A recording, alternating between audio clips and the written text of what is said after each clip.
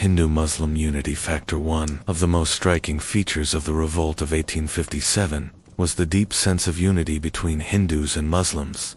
Across the country, communities stood shoulder to shoulder in the villages, in the armies, and among the leaders. When the sepoys at Meerut rose in rebellion, their first instinct was to march to Delhi, the Mughal imperial capital, and proclaim Bahadur Shah Zafar, a Muslim, as the Emperor of India. Leaders and soldiers from both faiths showed respect for each other's beliefs.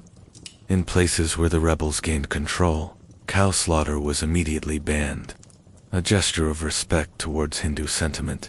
The leadership reflected this harmony. Nana Sahib's trusted aide was Azimullah Khan, a Muslim master of political propaganda.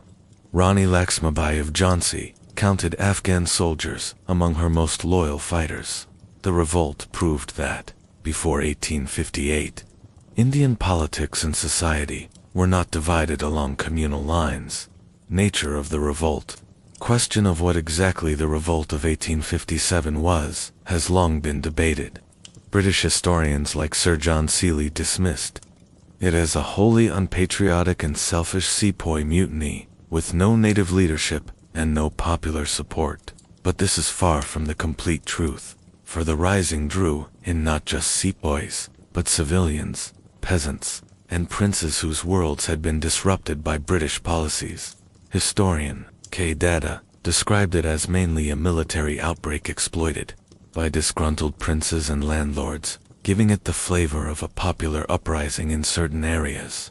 Yet, it lacked overall coordination and unity of purpose, and its reach was far from all India in the early 20th century.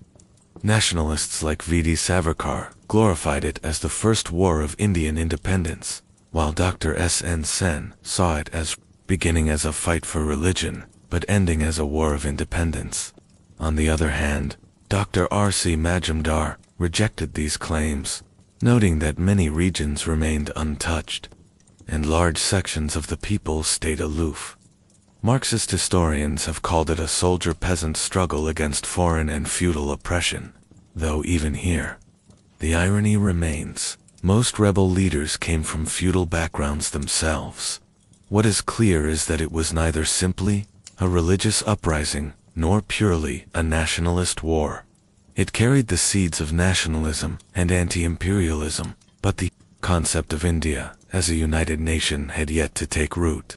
Still, it was the first major attempt by Indians to throw off British rule, laying the groundwork for the national movement that was to follow. Consequences of the revolt. The revolt of 1857 marked a decisive turning point in India's history. Its failure brought sweeping changes to the system of governance. First, the British East India Company's rule ended. On November 1, 1858, Lord Canning announced, in the Queen's proclamation at Allahabad, that the British Crown would now directly govern India. The policy of annexation was formally abandoned. Native princes were assured that their titles, territories, and rights would be respected, provided they accepted British supremacy. Third, the Indian states were brought under the concept of the British Crown's paramountcy, creating the idea of a single imperial authority. Fourth, the British Army in India was restructured with a policy of division and counterpoise, carefully balancing different communities and regions to prevent united uprisings. And finally, the revolt deepened the gulf between Indians and the British. Racial suspicion and mistrust became an enduring feature of colonial life. The revolt of 1857 failed to achieve its immediate aim, but it left behind a legacy, a memory of unity, courage, and resistance, which would inspire generations to come.